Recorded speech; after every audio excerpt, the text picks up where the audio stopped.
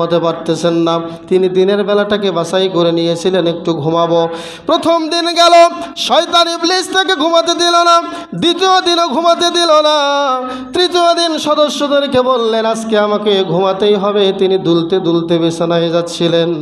এমন সময় দরজার মধ্যে এসে যখন ঘুমায় গেলেন, আবার ইবলিস চলে আসলো। তৃতীয় দিন এসে বলল দরজা খুলুন, আমি অমুক ব্যক্তি, দরজা খুলুন।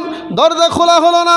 জুলকিফল আলাইহিস সালাতু ওয়াস সালামের কথা অনুযায়ী দরজা লক থেকেই গেল, লক করা অবস্থায় থাকলো। সদস্যদের কেউ তারা দরজা খুলল না। এইবার দেখুন এই শয়তান করলো কি, জানালার এক পার্শ্বে কিনারা ছিদ্র ছিল, ওই ছিদ্রটুকু দিয়েই মুহূর্তের মধ্যে মিশে গিয়ে সে ঘরের মধ্যে প্রবেশ করে। বলেন নাউজুবিল্লাহ। তাহলে এখান থেকে কি বোঝা যায়?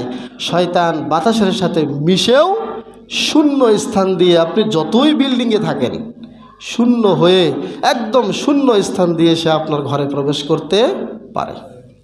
তিনি যখন